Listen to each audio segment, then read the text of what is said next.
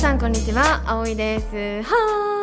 今日は私の最近の毎日メイクを紹介していきたいと思います。で、基本的にヘルシーな感じでナチュラルなのは変わらないんですけど、使っているアイテムが変わったりとか少し夏っぽくなったので、それを詳しく紹介していきたいと思います。じゃあ早速ベースからやっていきたいと思います。で、ベースはいろいろ使い分けてるんですけど、最近はやっぱり日差しも強くなってきたので、日焼け止めはこれです。私は顔も体もアリを使ってます。で、あとはちょっとピンクっぽさが欲しいなっていう時はこれRMK のベースを使ってます。で、今日はちょっとくすんでるなとかトーンアップしたいなっていう時はこのねファミを使い分けてます。なので今はベースはこんな感じで3種類あって、その日によって使い分けるようにしてます。で、今日はちょっとねくすみ気味なんですけど、梅雨だけど結構太陽出てるので、このアリの日焼け止めを使って、ベースやっていきたいと思います。顔全体に塗ります。で、これはねちょっとわかるかな、ちょっとうっすらグリーンな感じでパールっぽいものも入ってるのでトーンアップもしてくれるので、これを顔全体に伸ばしていきます。最近は結構暑くなってきて汗もかいてくるので、私スキンケアの方法をちょっと変えてて、こういう感じで日焼け止めを塗ったりとか、この RMK もファミも結構クリーミーな下地なので、化粧水を塗ってから美容液を塗ってクリームは塗らずに保湿をしてから、こういうクリームタイプのベースを塗って保湿してあげるっていう感じで、そうすると、冬はね乾燥しがちだから、なんて言ったらいいんやろ、こうクリームを塗ってさらにベースを塗ったりしてもいいんですけど、夏だとよれちゃったりとか、今はマスクする時期で結構崩れやすいので、そういう風にベースも変えてます。で、首もちょっと塗っておきましょう。こんな感じで少しトーンアップしました。ナズのコンシーラーで赤みを消していきます。気になるところにポンポンポンって置いて、こんな感じで指でなじませてあげます。こんな感じです。で、ファンデーションですね、うっすらだけ塗っていきたいと思います。ファンデーションはおなじみこちらナズのクッションファンデーションを使っていきます。ベースもね大幅にガラッと変わってるわけじゃないんですけど、いろいろ今試してますね。ファミのベースも良かったです。ファミのね下地を使うときはファミのファンデーションを使います。あとはMIMC のねグリーンの下地がめっちゃ良かった。あれすごい赤みも消えるし、奥からトーンアップするっていう感じなので、今日はこの辺が結構鎖骨とかこの腕周りが出てる洋服を着てるので、色の差がねあんまり出ないように、そんなにめっちゃトーンアップしないような肌作りにしていきます。やっぱりこのナーズのクッションファンデーションは2019年もベスコスやったけど、私の中で2020年もベスコスっていう感じですね。で、こんな感じで今ファンデーションできたので、おなじみこちらのナーズのパウダーでちょっと軽くよれないようにしていきます。これもサササササーと軽く、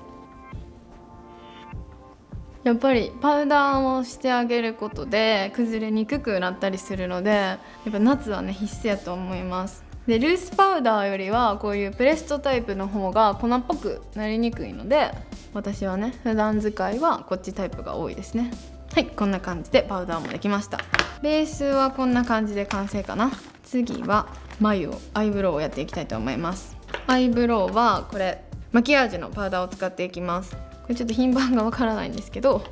こんな感じで、定番ブラウンっていう色味だと思います。これのこの辺3つを使っていきます。このねブラシが大事なんですよ。このアディクションのブラシで描いていきます。眉の描き方はいつも通りなんですけど、アイブロウパウダーね新しいものちょっと欲しいなと思ってていろいろ見てるんですけど、結局メイクさんとかで使ってるのが多いのはルナソルかセルボークかが私は使ってるのが多いなと思ってて、あとねプチプラだとビセもいいみたいですよ。ケイト使ってるの多分多いと思うんですけど、メイクさんは結構ビセを使ってるイメージ。ちょっと上を向きながらアンダーを平行にしていくのがポイントです。パウダーでのせたらこういう感じでブラシでぼかしながらを繰り返しながら眉毛は描いていきます。ちょっと足りないところをこのエクセルの PD05 で書き足していきます。最近は少し地眉毛が伸びて重くなりがちなので、このボビー・ブラウンの、ナチュラルブロウシェイパーっていうやつで眉マスカラしていきます。これはほんまに眉マスカラを塗った感が好きじゃない人もすごくナチュラルにトーンアップしてくれるのでおすすめです。そうヘルシーさは崩れないので、しっかりこういう感じで無駄なものを落とします。で、私はもうティッシュでオフしなくても薄付きで塗れるようになってるんですけど、苦手な方は1回ティッシュオフしてあげてもいいです。で、眉マスカラって結構色付きをするために反対にね毛を逆らって塗るパターンが多いと思うんですけど、私は、そういう感じにしたいわけじゃないので、同じ方向に塗っていきます。本当にうっすらうっすら優しく塗ってあげます。どっちかっていうと毛並みを整える感じで軽く透明感を出すために塗っていくっていう感じです。そしてあげると少し眉毛が変わってくるので、こんな感じで眉毛は完成しました。で、次はおなじみのナーズのハイライトを入れていきます。もうこれはね、もう毎日本当に欠かせないです。前の毎日メイクからずっと使ってるくらい本当に大好きで、こんな感じなんですけど、ハイライトはこれを使います。これを鼻先とこの眉間の部分にちょんちょんってのせてちょっとぼかします。その入れ方はもう初めてやった時から変わらないんですけど、やっぱりこれが私の骨格的に綺麗に見えるかなって思うので、そうしていきます。で、こうやって今中指で塗ったので、薬指とか使ってない部分でなじませるのがポイント。そうするとこの入ってほしいところには光が綺麗に入るんですけど、ここが少し綺麗にぼけるので、そういう感じで今ハイライト入れました。ちょっと分かりづらいかもしれないけど、太陽に当たるとここに光が綺麗に入ってます。はい、で、ここの方の高い部分にも同じものをね、ポンポンポンポンポンってここの頬骨の高いところだけになじませます。で、ハイライトの仕込みは完成です。で、この後にもう一回だけハイライトを塗るんですけど、それはチークの後に塗るので後で塗りたいと思います。で、次はアイメイクやりますね。アイメイクは同じで、このさっき使ったパレットの、このゴールドっぽいものをね、アイシャドウベースとして使います。で、これは細かいラメとパール感が入ってるので、ベースに使うとツヤっとしてくれてすごく夏らしい目元になるのでおすすめです。これをちょっと塗ります。で、このナーズのパレットは限定でもう売ってないと思うので、代用は3のシマリンググローディオの2番の茶色い方が結構似てる感じなので、それで代用してもらってもいいと思います。やっぱ今夏やから結構こういうなんていうの、クリームっぽいタイプでこういうグローな感じいろいろ出ているので代用できると思います。ナチュラグラッセの単色のマルチに使えるやつでもこういうのがあってすごく可愛いなと思って買うか悩んだんですよね。でもこれがあるから一旦保留にしたんですけど、それも似てるのでない方は見てください。で、これを涙袋の部分にも同じ感じで塗ります。こんな感じでわかるかな。ちょっとツヤってして色味もつきました。ナチュラルにしたい方はもうこれでアイシャドウは完成でもいいんですけど、私はちょっともう少しだけ色味を足したいので色味を足していきます。このベースは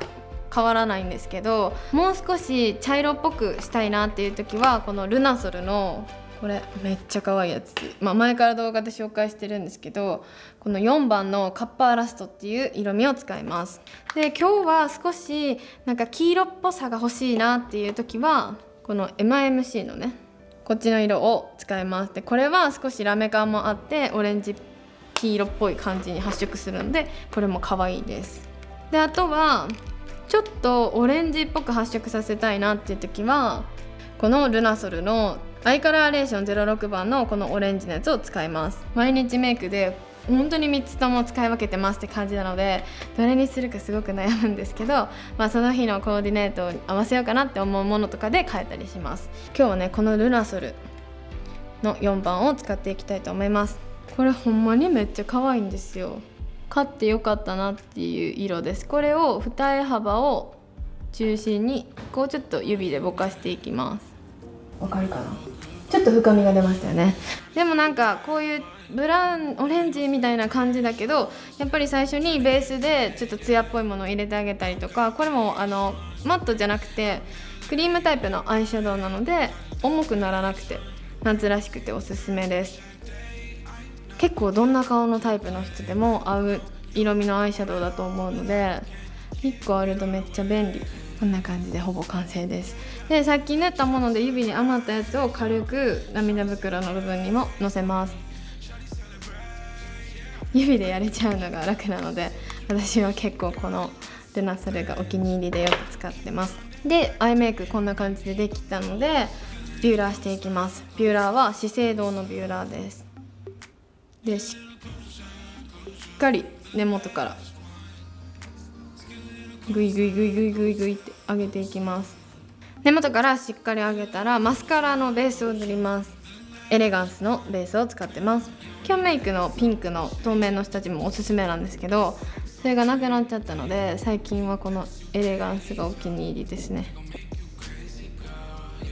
でこのベースを塗るときに束感だったりとかセパレートになるように意識して塗ると結構綺麗なまつげをキープできるし、私の理想のまつげは束感があって真ん中だけ上がってるじゃなくて、こう端にも綺麗にこうアーチ状にこうセパレートになっているまつげが好きなので、そこをね意識しながらこのベースを塗ってあげます。まつげベースは別にまつエクとかなんていうのまつげパーマしてる方は全然塗らなくてもいいと思うんですけど、自分でビューラーで上げる方でまつげ落ちちゃいますって方は絶対に塗った方が綺麗にまつげがキープできるのでいいと思います。まつげ下地ができました。でまつげ下地のポイントは塗ってから絶対に乾かすことです。そのまますぐにマスカラを塗っちゃうと重みでまた下がっちゃうので、乾くまで他のパーツのねメイクを仕上げていきます。じゃあインラインを埋めていくのはこれもうおなじみなんですけど、こちらのマックのスタボーンブラウンでインラインを埋めていきます。でインラインの埋めるコツだったりとか、これよれないですかって質問いつもいただくんですけど、私はもうこれリピートして3本目ぐらいなので全然本当にお気に入りで、ここがパンダになったりとかしないタイプです。でも他のやつはするやつもあるので、やっぱりそれは目の形だったりとか多分目に水分が多い方とかいろいろ多分それは変わってくると思うので、自分に合うものを多分見つけた方がいいんですけど、私はこういう太いペンシルじゃないと描きにくいのでこれは本当にお気に入りですね。なんかくるくるって出す細いやつはもう目が痒くなっちゃって全然描けないんですよ、小しょばくて。だからこういう鉛筆タイプの方が好きですね。ナーズとかインラインを描くコツは目を開けてこう上を向いて描くことです。でちょっと目尻だけはみ出すように描きます。二重幅がね大きくはないので上に描いちゃうと二重幅が狭く見えちゃうので、インラインは内側に描いて、でペンシルはこれ渦のカーキで、目尻を少し引いていきます。引き方は少し自分の目尻よりも少しだけはみ出る感じで、垂れ目でもなくつり目でもない延長線上っていう感じで引く感じです。そうすると目がね横長に見えるので、一時期アイライナーを引いてない時もインラインだけでこうリキッドを引いてない時もあったんですけど、やっぱり目は大きく見えたいなって思ったのでこの渦のカーキよく描いてます。でブラウンでもいいんですけど、私黒のアイライナーは使わないです。マスカラは黒にして目は引き締めて、でもアイライナーはブラウンとかカーキとかで抜け感を出すっていうアイメイクが好きなので、リキッドはね基本的に使わないです。だから前に地雷メイクを出したんですけど、その時は黒いアイライナーで、黒いアイライナーってこんなに難しいんっていうぐらい濃くて、逆にこう描いてるのがしっかり出ちゃうからこう適当にできないなっていうのが難しかった。こんな感じでアイライナーは引けました。わかるかな。で下の涙袋は資生堂の、04番使います。これはほんまに可愛くて私の涙袋にぴったりです。こんな感じのねやつなんですけど、ちょっとクリームっぽい感じなんですけど、なんて言ったらいいんやろ、もうクリームでもないしみたいな、この質感はちょっと言葉に表しにくいんですけどめっちゃお気に入りで、これを少し固めの筆に取っで涙袋に置いていくんですけど、目頭の部分が濃い方がいいので、目頭の部分に最初にちょっとのせてから、それをこうちょっとぼかすっていう感じで伸ばしていくのがポイント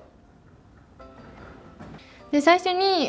上に塗ったクリームを下に塗ってあげることによって、このラメが細かいのでピタッて密着してくれるのと、あとこことここでそんなに差がなくなるので、ちょっとベースにねやっぱり軽く上と同じアイシャドウを塗ってあげるのが私的にはおすすめです。チークとハイライトで顔を仕上げていきます。チークはこれです。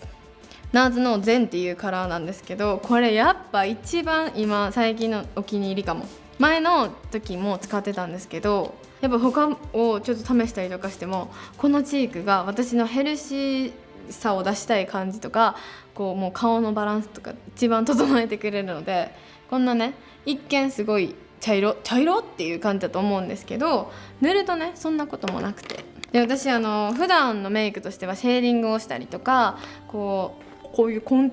トワリングみたいなのはしないので、こういうちょっと茶色っぽいものをチークと一緒に塗ると、そういう効果も得られるので、こういう色を使います。で塗るポイントは、最近はこの頬の高い部分より1個下の部分に少し斜めに縦長に入れるようにしてます。で乗せた部分が濃くなるので、このね高い部分から下に降りていくように塗ります。でこれはすごく濃くつく感じかなって思うかもしれないんですけど、全然そんなことなくて、薄付きでフィットしてくれる感じなので、少しずつ自分の理想な濃さにしていくのがおすすめです。こんな感じでポンポンポンポンって広げてあげてもいいし、最初にラインを作ってあげてからそれをぼかしてもいいし、とにかくこの辺のゾーンに入るように入れるように意識します。でチークは入れ方によって全然顔の印象が変わっちゃうので、横長に入れると可愛くなります。で縦長に入れると綺麗だったりヘルシーだったりっていう感じで見えるので、私は可愛く見えすぎないようにちょっと縦をやっぱ意識して塗るようにしてますね。こんな感じで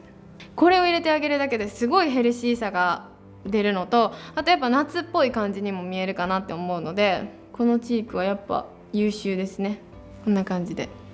縦長に入れた時にこうガッてラインが出過ぎないようにだけ軽くぼかすことは忘れないようにします。わかる？これ可愛くない？このチークで、その後にシャネルのスカルプティング、この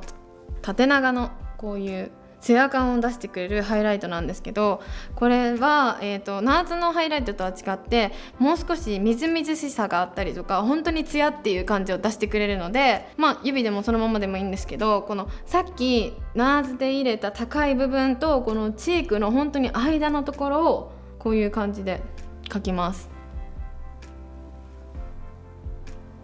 そうしてあげるとこのチークがシェーディング効果もさらに際立つし、やっぱり夏なのでこういうみずみずしい感じのツヤって言ったらいいかな、ものが私は結構欲しかったりするので、ここをね頬の高いところにだけ入れるようにします。そうするとなんかこうマット感ではなくて、やっぱりこうツヤ肌が綺麗に出てくるので、鼻とかはさっきのナーズのパール感の方が綺麗に鼻筋が通って見えるので、ハイライトもね部分的に使い分けるようにしています。こんな感じでなじませました。で2種類のハイライトをつけることで、このハイライトでも差が出るので、そういう感じで顔を立体的に見せていきます。最近はねオサジっていうブランドがあるんですけど、これの01番のフェイスカラーもこんな感じでパール感があってすごく可愛いです。でこれはこのシャネルよりも少しナチュラルめに出したいなっていう時はこっちを使ったりします。ナチュラルメイクにすごくいいと思います。でほぼほぼ顔ができてきましたよ。マスカラですね。マスカラ塗っていきます。マスカラはいろいろ使い分けてて、前ポーチの中身で紹介したやつがスタメンなんですけど、今日はじゃあ、クリニークのマスカラをね使っていきたいと思います。で、下まつげをまず塗ります。下まつげを塗る時のポイントは、マスカラを縦に持ってこうちょっと左右こう動かしながら塗ってあげるのがおすすめです。私下まつげが長めなので別に下地とかを塗らないし、私下まつげをビューラーするのできないので、みんなどうやってやってるんっていうくらいうまいよな。でも全然私できないので、下まつげはもうそのまま塗っちゃいます。まつげこんな感じでできましたので、あとはリップを塗るだけです。リップはね、最近やっぱヌーディーな色味だったりとか、ちょっとオレンジな色味が多いですね。で、今日は本当に私リップマニアなので日々リップが好きなんですけど、新しいものはそんなに増えてないんですけど、その中でやっぱそのおうち時間も含めて優秀だなと思ったのはもうこれ、私のお気に入りルナソルの8番。もうこれはインスタとかでもすごく紹介してるやつなんですけど、もうこれが私のこの唇にとってもうベースとしてもトップとしても本当にベストな色味です。ベージュっぽいし、でもなんていうんやろ、こうくすむようなベージュではない感じと、この質感がすごく好きで、どんなリップにも絶対最初に塗っちゃってます。で、あとのお気に入りはやっぱりこう夏になるとマットよりもちょっとツヤっとしたもの塗りたくなるじゃないですか。そういう時はこのディオールのねリップグローがすごく優秀です。で、これはティントなので落ちにくいから、やっぱりマスクの下とかでもおすすめです。私マスクをするときにリップ塗りますかっていう質問をたくさんいただくんですけど、塗ります。やっぱり最近はお仕事も増えてきているので、外に出る回数がやっぱ多くなります。そうするとやっぱりこうどうしてもマスクを外さないといけない場面とかも出てきてしまうので、そうなった時にやっぱり唇の色だけ色がないっていうのはなんて言うんだろう、顔が完成してない気がして、ちょっとってこう気持ち的にも落ち込んでしまうので、私はマスクの下でも、好きなリップを塗っていつでも準備万端みたいな感じで、気持ちとして違うので、リップは塗るようにしています。で、最近新しくゲットしたやつでめっちゃ可愛いって思った色はこれです。オサジっていう、ブランドなんですけど、これのページっていうこの7番の色、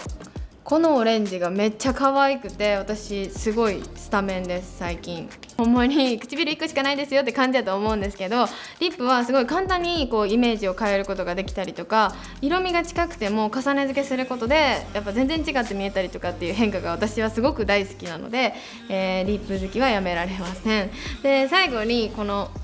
新しく最近薬局で買ったんですけど、これはエテュセのリップグロスの7番。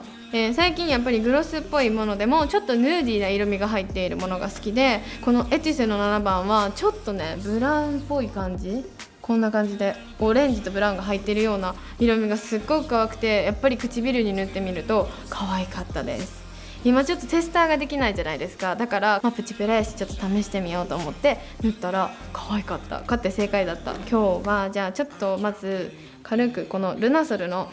8番をベースに塗ります。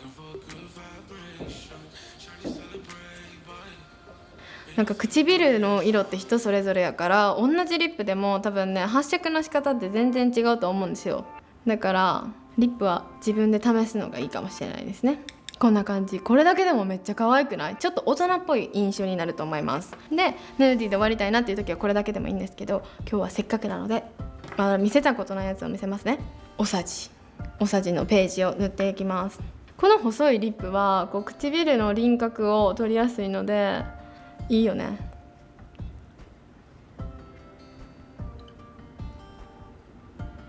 あと塗り心地がすごい好きです。このスルスルって塗れる感じ、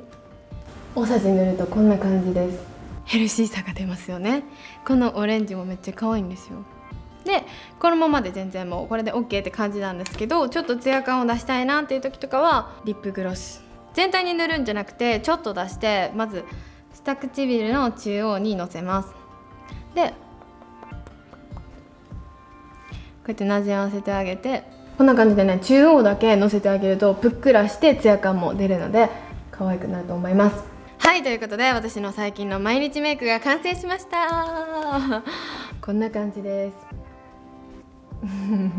このメイクのポイントは、ナチュラルでヘルシーな感じなんですけど、オレンジを使って夏っぽくしているところですかね。でもオレンジメイクでも子供っぽくならないように色使いだったりとかこうハイライトの使い分けとかをして、質感の違いで大人っぽさを演出しているところがポイントかな。お気に入りな感じです。で、このメイクはリップを洋服に合わせて変えても馴染むし、どんなリップでもあったりするので、すごくおすすめなメイクです。よかったら参考にしてみてください。ということで最後まで見てくれてありがとうございました。バイバーイ。